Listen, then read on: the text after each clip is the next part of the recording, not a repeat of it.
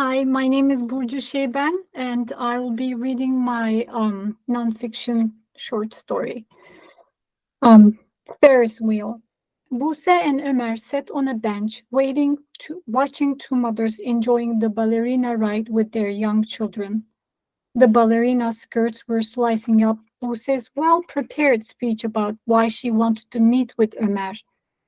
The night before, she had patched their relationship's memorable moments into a speech.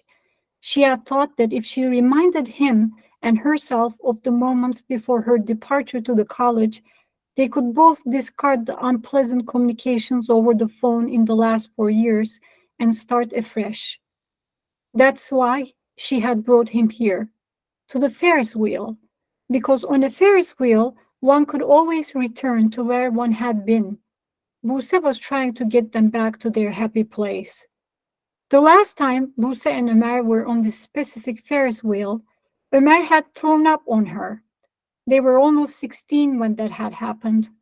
Ömer's parents were going through a divorce. Although Buse and Ömer hadn't seen each other much after they had gone to different high schools, Ömer had called her up to invite her to this amusement park.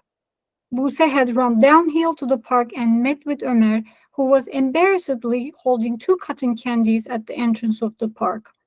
A moment later, they started poking the cotton candies. They rushed from one attraction to another, stuffing their stomachs with more candies and drinks until they got onto the Ferris wheel.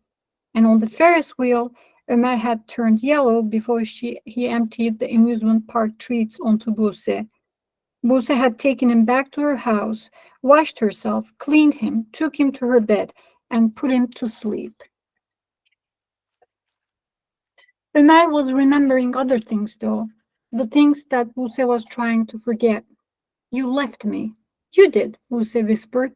I thought you would never want to see me again. I didn't want to, so you took revenge. I did. You slept with my best friend. I wanted to live up to your bad words. I hate you. I do too. Why did you invite me here? I have no one else. I have someone. I'm not trying to say I don't have a boyfriend. I literally have no friends here anymore. Okay, but I have a girlfriend. That statement cut into Buse's heart more deeply than she had ever thought it would. She had never thought that Ömer would emphasize the word girlfriend to keep Buse away from him. They knew that they would have girlfriends or boyfriends, but on the day of their first ride on this Ferris wheel, they had made a promise to each other. Ömer had woken up with a fever that night after he had thrown up on her. Buse had been trying to bring his fever down with wet towels. He had pulled her to the bed and started kissing her. They had wanted each other for so long, they had never known the timing of it. That's why they had created false excuses to stay away from each other. But the day of the puke, their young hearts had touched their budding souls. They had become one. It had been so unusual and beautiful for both that they had thought no other future experience would match theirs. That night, they had promised that no matter who would enter their lives in the future, they would always love each other. They made that promise because they knew that their parents' love didn't last. They made that promise because they wanted theirs to be infinite. Do you want to go on the Ferris wheel? No, there's a bar close by. Okay. They sat at a corner in the bar. They talked for hours. Ömer told Buse everything that she didn't need to know about Ömer's present girlfriend. Buse didn't tell Ömer anything personal. Buse didn't want to get in touch with her high school friends on her return because her return to Turkey meant a failure. And Buse had hoped that Ömer would always be there for her.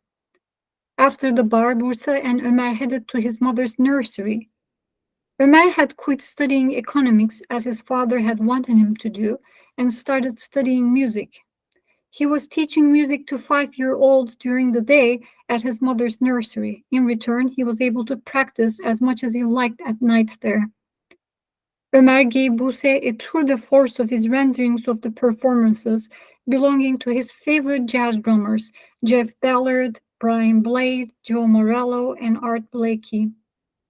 Ömer had to make sure that Buse desired him more than he desired her.